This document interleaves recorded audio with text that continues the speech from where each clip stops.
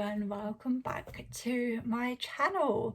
Sorry that I have been a little bit MIA. Is that the word? The phrase? Yeah. MIA the past couple of weeks. I had my birthday and then we had a few weddings, one of which I was bridesmaid, so we were away for them, and then we went away on holiday camping, which is what this video is all about. We went to Glastonbury and I've been desperate to go. We were supposed to go last year, but obviously couldn't, but we were able to now. I haven't been since I was a child, and when I went as a child I did love crystals and things like that. Like I grew up with mum, we collected crystals together, but it wasn't really, obviously I was a child, so I wasn't into spirituality as I am now. So to go now was just incredible. So yeah, at the beginning of this video I'm just going to tell you just a little bit about what we did, and I've got a few clips. I don't really know, I've not edited it yet as I'm saying this, so I don't know how much footage I actually got, but I just tried to take a few little clips of where we went so you could get a glimpse. And I tried as much as I could in the shops, but I was just excited. I was so excited to be in them. So I don't know what it looks like, but yeah, I will add the clips as well. And then at the end I'm going to do a what I got in Glastonbury haul. So I will put in the description below the timestamp if you're not interested in hearing about what we did and seeing the clips. If you just want to see what I bought, then you can go down and check out the timestamp and skip ahead. I'll let you do that now.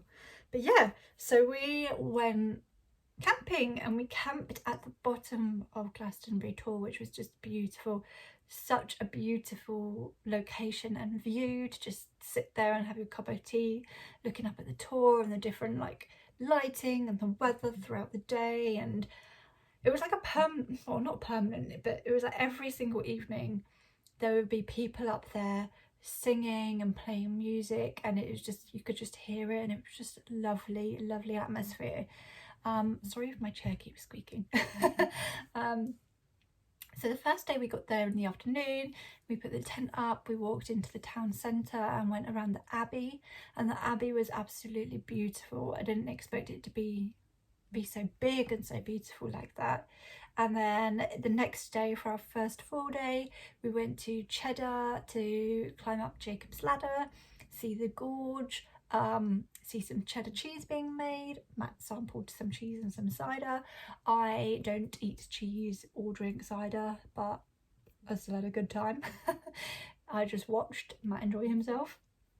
And then we went to the Chalice Well Gardens in the afternoon, and that was beautiful.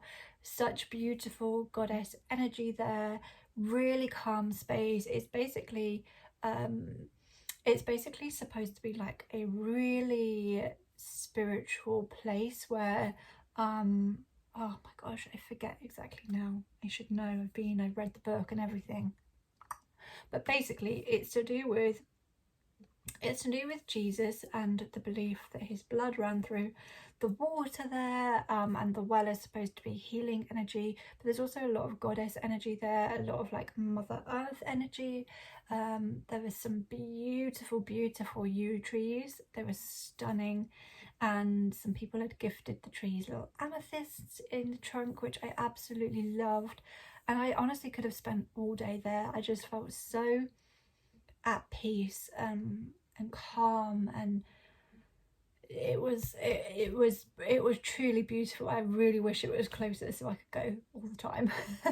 And then that evening we spontaneously walked up the Tor, and that was so lovely because we got there about sunset, so we watched the sun setting at the top of the Tor, and it was just a beautiful atmosphere. When we got to the top, I welled up with emotion. I just felt so happy, and I said to Matt that I felt really at home there. I never felt like I belonged somewhere.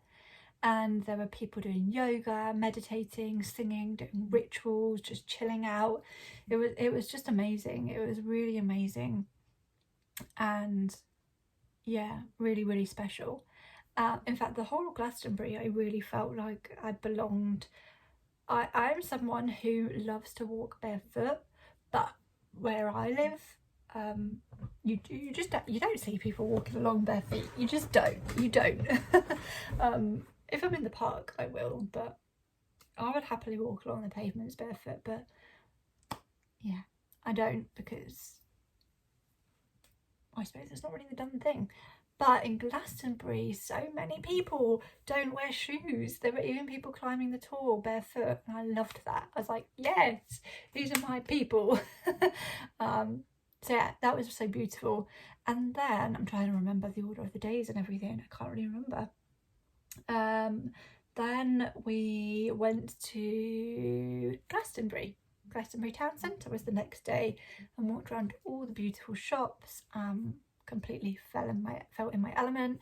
Spent my birthday money. I was so glad I had a birthday before I went because well, I didn't buy loads, but I did buy quite a bit. But yeah, I mean, things add up, don't they?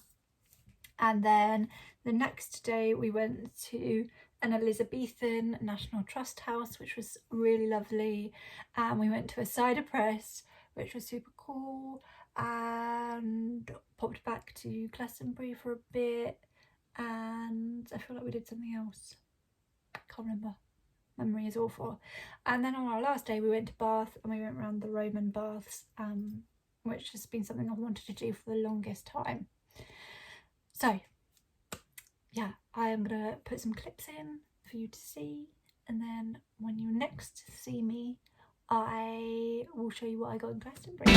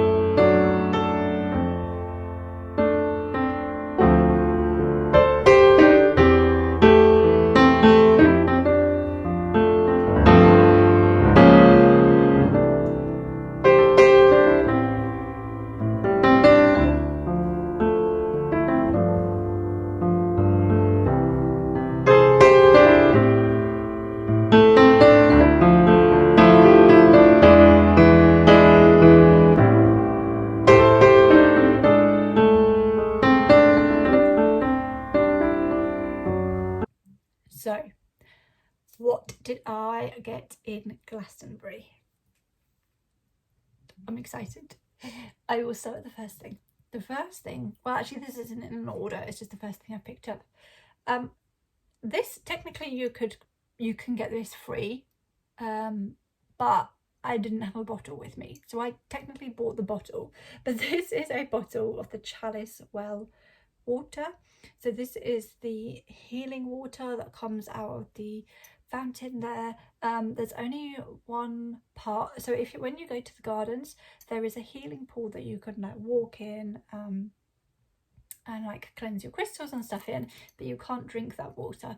There is only one part where you can drink, and that was from the fountain, so this is water from there. However, it's got a very high iron content, so you can't just like guzzle it down.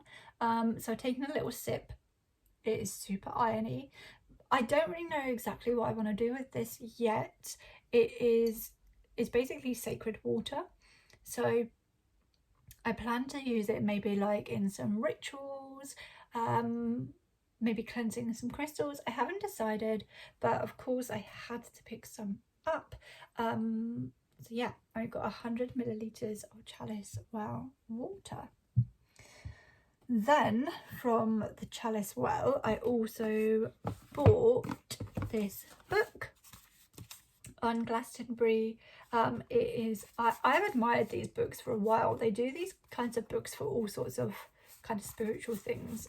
I love them, but this is the first one I've actually bought. But it goes through the different parts of Glastonbury and the myths about Avalon, and it's almost like it's like a guidebook, but not a touristy one.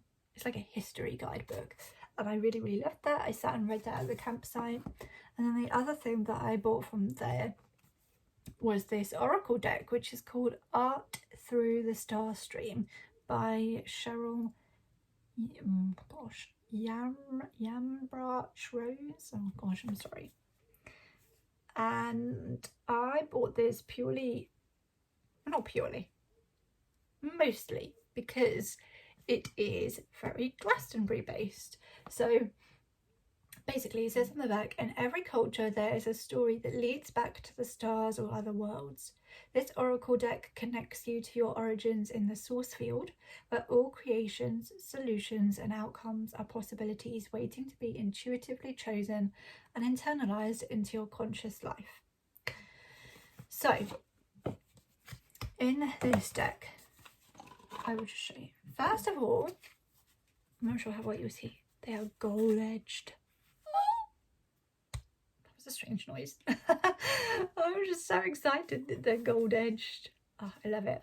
There are just a couple of things I would tweak about these cards, but I do love them. One of the things is they are quite big.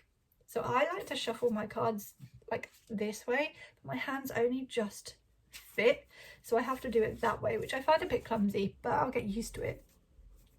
But why I love these is, like I say, they have got like bits of Glastonbury on the different cards, so I'll show you some of them, but also they've just got like a really simple message at the bottom, which I really, really like. I like cards like that where it just has a simple message on the card as well. So like if you don't fancy going through the book or super tuning in, you can get a quick message. And then in the book, this is one thing I would slightly change, I think, is you don't get much information. You only really get like just a little bit extra, and then the rest is kind of about the history or the story behind what is on the card. But I do really like that as well. It's like a pro-con. It's like I would have preferred more information about the meaning of like the intuitive message of the card, but I do really appreciate the history of it, and it's really cool because yeah, you get to learn as well. So that's the book. And then the cards, I will just show you some. So like that is the tour there, and then another one is the tour, and then you've got like the St. Michael Tower on the top. Not all of them are Glastonbury based, as you can see. I'll just give you like a quick flick through. Like they're not all at all. But then you have got things like not really Glastonbury, but you've got like Stonehenge behind there. You have got again St Michael's Tower. I'm just trying to find the specific ones that I want to show you.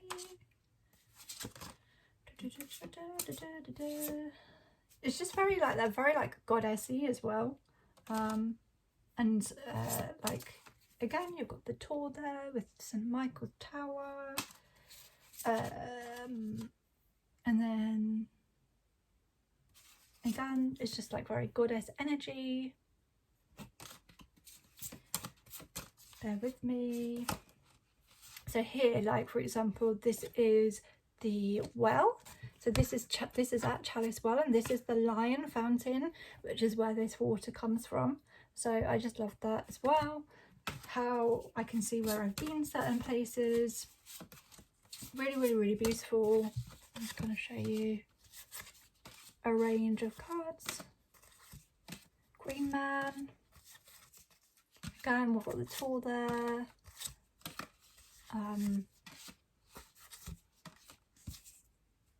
Oh yeah, and then you've got like King Arthur. So we did actually also go to the supposed site of Camelot as well. And then also you've got the well there as well, the Chalice Well and the tour. So yeah, they were the first deck of cards that I got, and then the back is just like this. So really, really, really like them. And now I've made a massive mess, which I'm just going to deal with in a bit. Then where should we move on to? We'll move on to my other deck of oracle cards. Like I said, I'm really pleased with those. I really like them. I really like the gold edging. I love the messages on the front. I love the kind of like the links to Avalon and things like that. I feel like I need to work with them a bit more to get a stronger connection. So I do really like them, but I was still craving another deck. So I also did get this one, which I got from Glastonbury Town Centre. This is the Mists of Avalon Oracle. So I will say with this one, I believe you can only really get it in Glastonbury. You can buy it online through the likes of eBay and things secondhand, but it's really expensive because I think you can only really buy it in Glastonbury.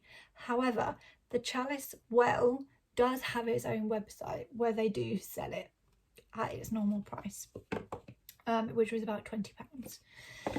This deck you can just buy it easily online. However, obviously something a bit more special about buying it there in Glastonbury, because I also put my decks down at the bottom of the tour on the earth, grounding them into Glastonbury energy, used incense to cleanse them, and they had the sunlight and the earth energy of Glastonbury as well, so extra special. And again, I chose this deck because it's very Glastonbury based. It's very based on the Isle of Avalon. So the back says, journey to the legendary Isle of Avalon to experience its magic, mystery and inner wisdom. Within the mists of Avalon Oracle, uncover the myth of King Arthur and the Camelot story as you connect to Druidic lore and the magic of Morgan Le Fay. Be empowered by the Avalon priestesses as they speak the language of trees in the sacred groves. Feel the spiritual power of the mystical landscape of Glastonbury, revered since ancient times as a gateway to the other world. Become part of the magic and myth of Avalon. And I have only briefly used these cards, but I love them. I really, really do. So this is the book. And then the book is more like a book that I really like. So you get the card, you get like some brief messages, and then you get the longer extended message. And then you also get a little mantra at the end as well. So like this one, for example, is I create my own reality. So I really like that. The book is more my kind of vibe. The only things I would change about this one is I'd make the back a little bit more exciting, and I do prefer a matte feel, although these shuffle really well. They're really like, they proper slide well, you know. So I love these cards for many reasons. One thing I love is that they have keywords in the top, bottom and sides. So like, for example, this one is about life, direction, autonomy, fate and karma. I also just love the messages in general. It seems really accurate so far. And again, it's just a lot about Glastonbury. So I'll flick through and show you some. So you've got like the dragon, Merlin. I love that one. Love that one. You've got things like this. So you've got the Excalibur, which obviously is related to King Arthur. You've got the Holy Thorn, which we saw. The Holy Thorn is a story related to Jesus and his uncle, and it was in the Glastonbury Abbey grounds, and you can see the tour in the background. You've obviously like got lots of goddess energy, so we've got Bridget, and then the White Spring, which unfortunately we didn't actually get to go to, but it was right by Chalice Wells. So Chalice Well is like the red healing water, and then the White Spring is like white healing water. So that was also there. We've got the Mists of Avalon with the tour in the background. Absolutely beautiful, beautiful, beautiful cards. And so you've got Chalice Hill, and you've got the Chalice, which obviously links to Chalice Well. So yeah, and we've got King Arthur there, and the Holy Grail Chalice, the Isle of Avalon. Again, you've got the tour in the background.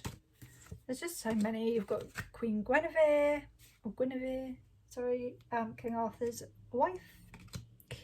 You've got the Otherworld, all the nature and everything. Camelot. Just gorgeous, gorgeous, gorgeous cards. Ceridwen, love that one. Priestess of Avalon. They're super, super lovely. There is the Chalice Well. That's where I went. The Sacred Gardens. And then the Abbey, where we also went, which was gorgeous. There is the tour itself.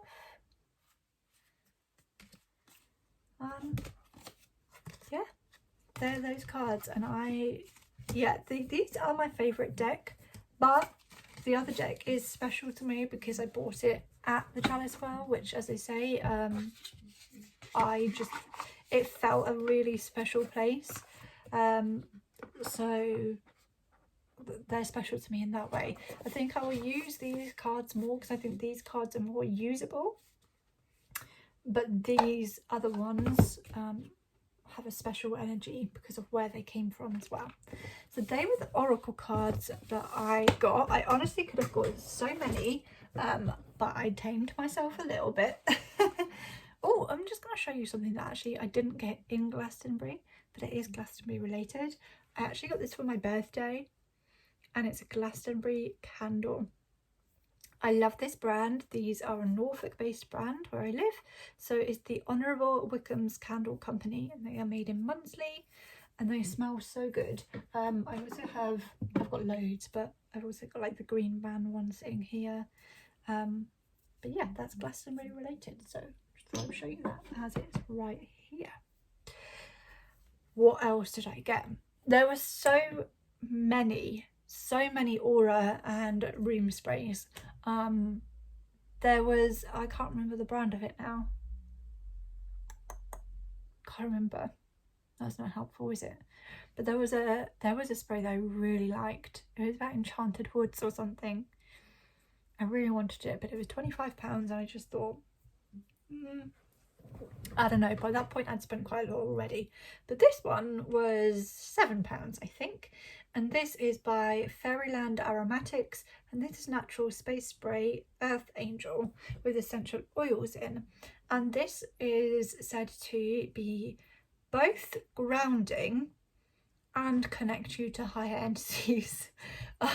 So it's a bit of both. So it's supposed to help connect you to your guides and angels, but ground you in that process as well, and it smells really, really nice.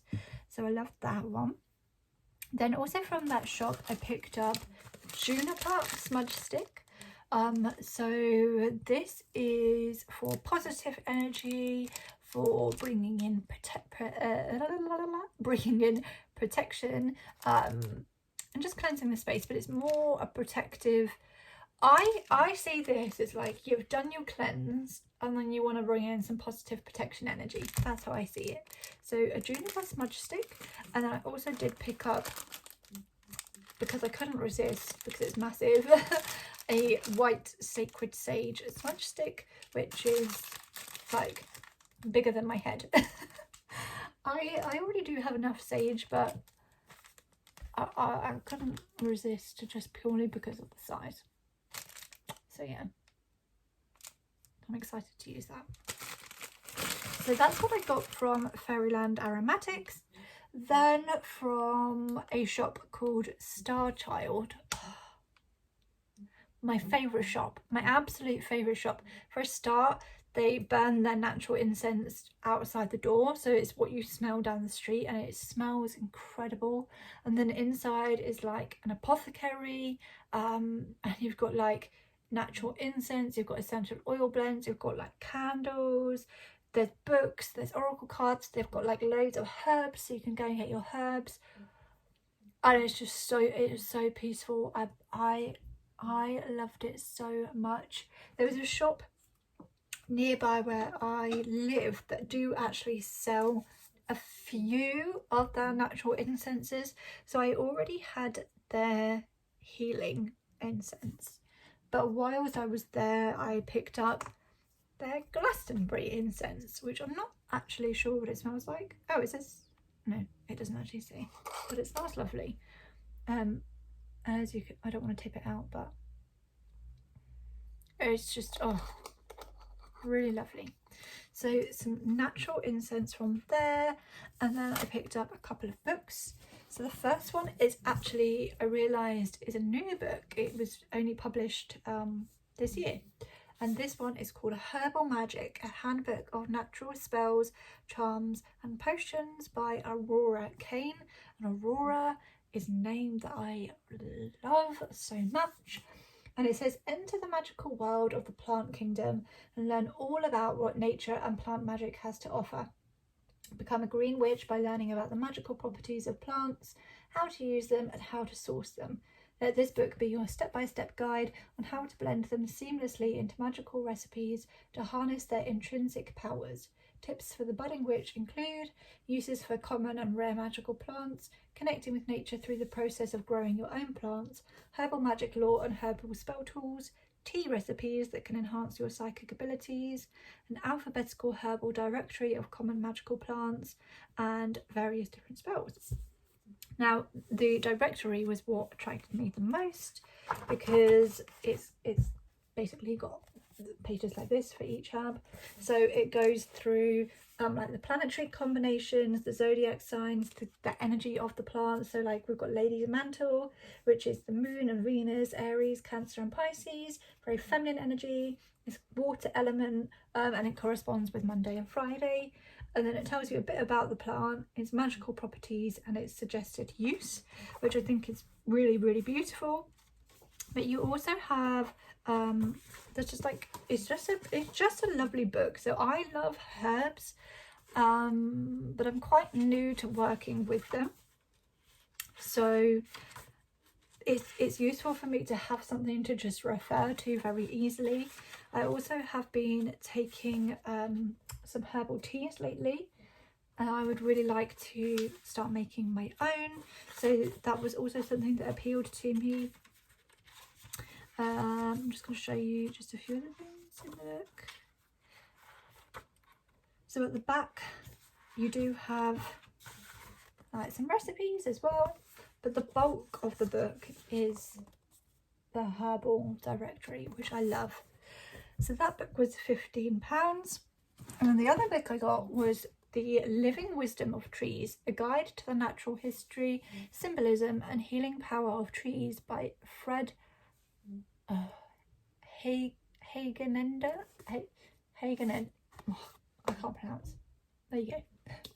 And this book was $16.99, and it says, throughout time, trees have stood as sentinels, wise yet silent, patiently accumulating their rings whilst the storm of history have raged around them.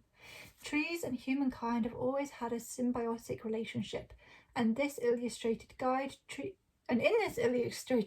tree expert Fred looks at their botanical characteristics, their place in world myth, magic and folklore, their healing properties and their practical contribution to society. Covering over 50 species from around the world, from acacia to yew, the author presents a unique celebration of nature and spirit. I won't continue, but basically I love trees. I love trees. I find them immensely calming and obviously grounding, and I just feel a real affinity with them. But also I'm finding that they're coming up for me more when I'm doing distant healing sessions for people, and I'm tuning into intuitive messages. I'm finding more and more that I will see trees and plants come through. So that's also why I wanted both of these books, is just like a guide that I can just easily, when I'm doing a healing session, just pick up and have a flick and see what is the spiritual meaning behind that plant or tree. So basically this book has, let me turn to it too, I think. So it goes through the tree with the symbolism, the divine associations, the astrological associations, a historical spotlight. It gives a bit of information like about the nature of the tree. It gives practical uses. It talks through natural healing. It talks through culture, myth and symbolism. And I honestly, I just love it. It's exactly what I've been wanting. I just love trees. I love trees. So these two will be brilliant for tuning into messages from nature.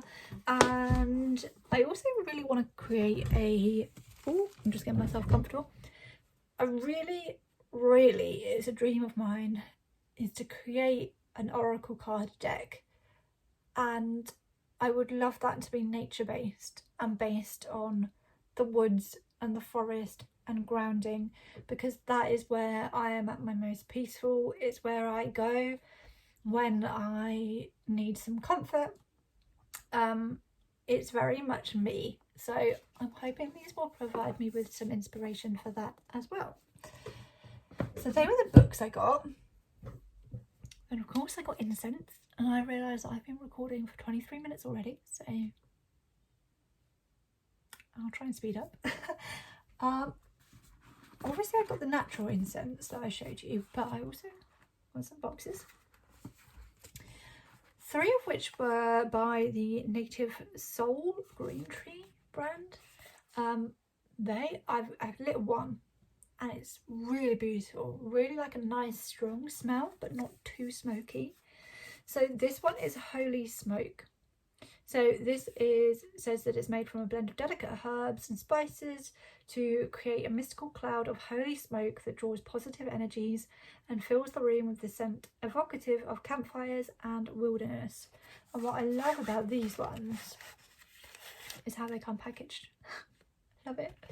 But yeah, so I got that box. I also got the white sage version, which is super cleansing. How do I open it? So same, but with a different colour fur. So the sage one is cleansing, it is good for purifying, it is good for removing any negative energies. Yeah, so that's that one. And then I also got the Palo Santo one, which I can open. Again, this is for purifying and clearing negative spaces, but I also find it really good for meditating and being quite protective as well. So I tend to use sage to clear and Palo Santo to like protect. But they're kind of for both. They're definitely for both, but that's just the way I prefer to use it. So got 3 of those, and then also by the Green Tree brand, but not by Tribal Soul, I got Mother Earth. This, well, I've only smelt it through the box, but it literally smells how you would expect it to smell. I'm trying to see if it has a description. No, it literally just smells of, okay, the right way around, forest and nature and trees. Very, very grounding is what I thought this would be good for grounding and just kind of immersing yourself in foresty vibes. And then I also picked up Full Moon Magic, which I plan to use at the full moon. They did have a new moon magic one, but I didn't love the smell so much, so I just picked up the full moon one. But yeah, excited to use them. Then on to crystals. Right, so should I start with Tumble Stones? First thing I got was Cinnabar.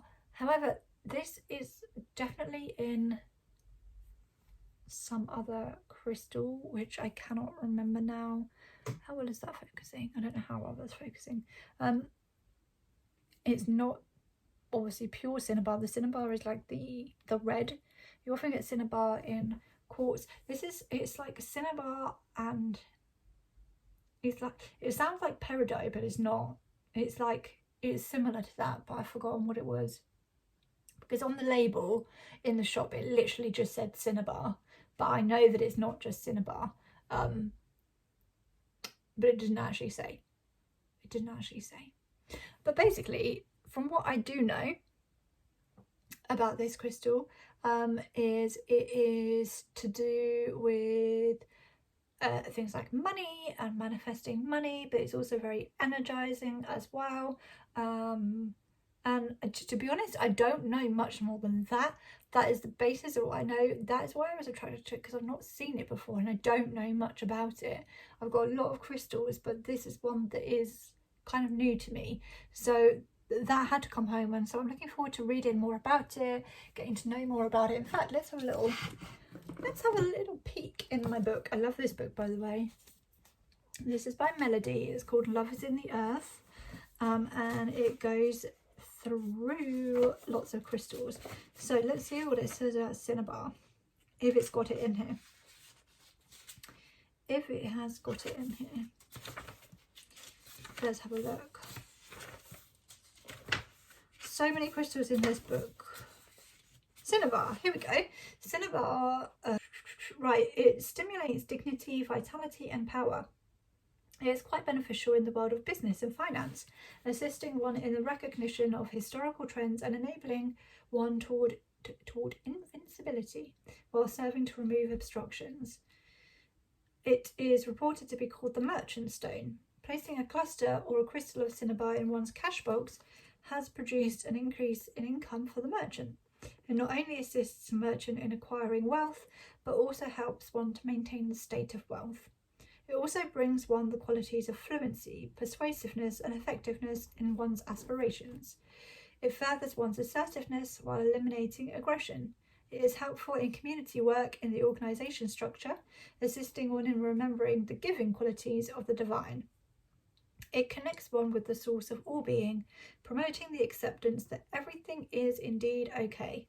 It is an excellent in extracting energy blockages, yielding ease in alignment of the energy centres, and it can be used in the treatment of disorders of the blood to bring strength to the physical body, to provide flexibility in one's movement, and to help in the treatment of weight disorders. So there you go. Pretty much what I said, really, about finances and about energy, and also seems to be quite a cleansing stone, so that's pretty cool.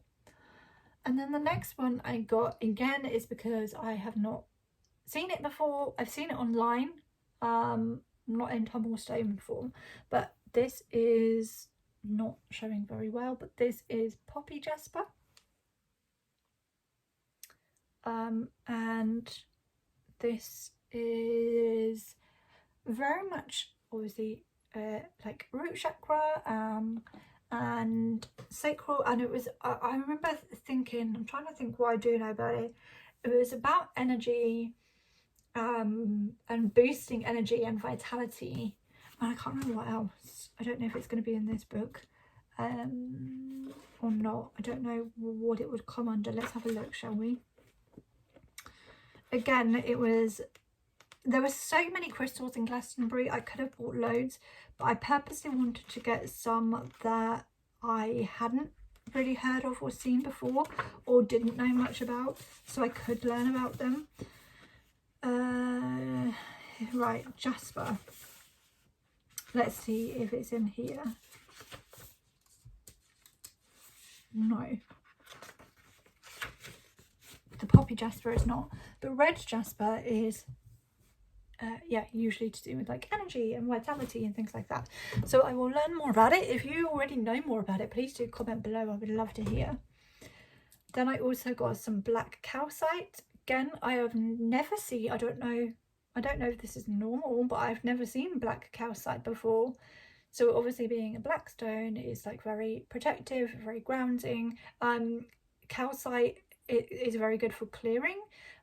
Calcite is very good for cleansing your different chakras. So for me, I would assume that this is good for cleansing energy, negative energy from your body, removing any blockages, and just generally very protective as well. So very happy with that. Then I got a piece of now I can't remember if you're supposed to pronounce this sugarlight or sugilite or sugarlight. I don't know, it's spelled like this.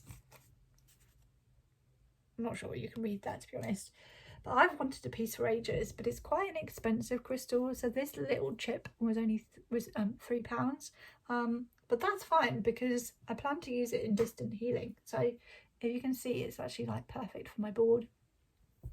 Again, let's see if the book, let's see what the book says, shall we, as we are using it. It is to do with heart healing, I know. Right. Oh, this book is heavy. Okay, so this mineral brings about the realization of the connection between the well-being of the body and the well-being of the mind. It has been used in the treatment of all forms of disease and attracts healing power. It is a love stone for this age, so that's what I knew it was to do with heart healing.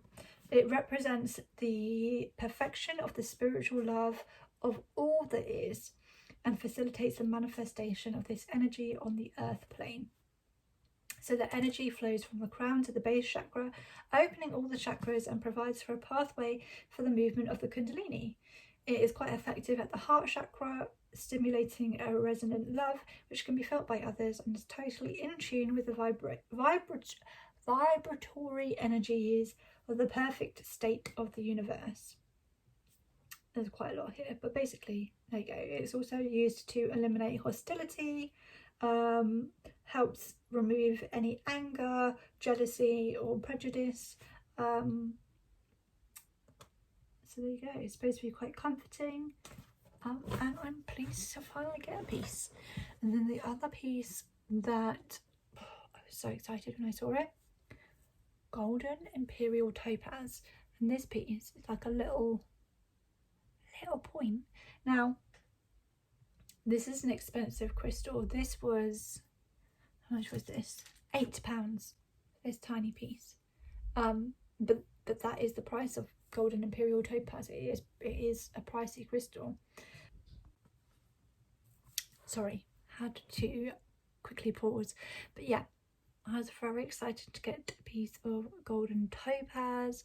Like I say, usually a more expensive crystal, but I have some of this in a ring, and whenever I wear it, I'm always uplifted, optimistic. I find myself more inspired with work, more productive, and it's supposed to be very, very good for manifesting in general, but particularly with finances as well. So I was very, very excited to get that, even if it's tiny. I love it. And then I got 3 slightly bigger crystals. Excited. So I wanted a rose quartz palm stone for quite a while. The closest thing I have is this Buddha, which absolutely, like, it is, you know, it's kind of a palm stone. And looking at it compared to what I've got, it is only slightly smaller. However, I just wanted something that, I can't really explain it, that wasn't a Buddha, wasn't a carving. Because sometimes I just like to leave this Buddha just like on my desk looking at me. So what I actually got was this, which isn't a palm stone in the respect that I was kind of like expecting to get, because I was expecting to get like a traditional shaped palm stone like this one. But it fits beautifully in my hand. I'm trying to show you. And you can't really see because it's quite a dull day, but it has got some lovely rainbows in as well. And this was such reasonably priced. This was from a shop called Happy Glastonbury.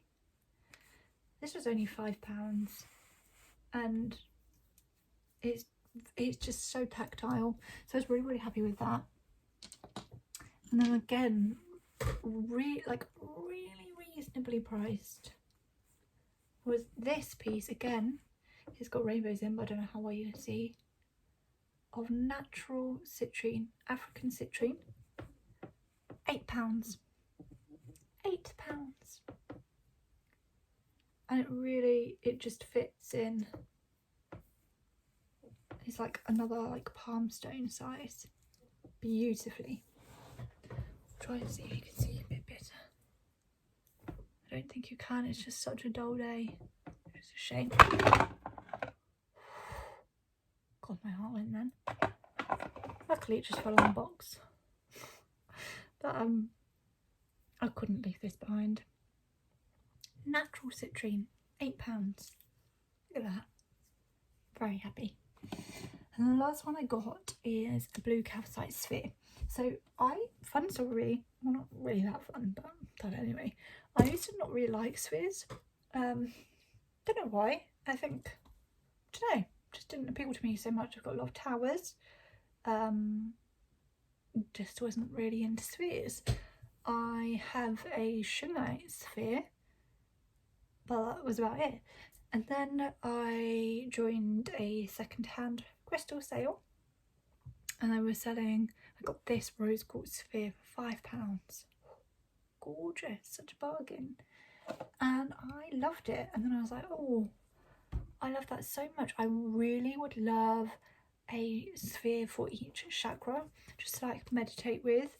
And obviously, like, spheres can be a bit pricey sometimes, so with this being £5, I got a good bargain.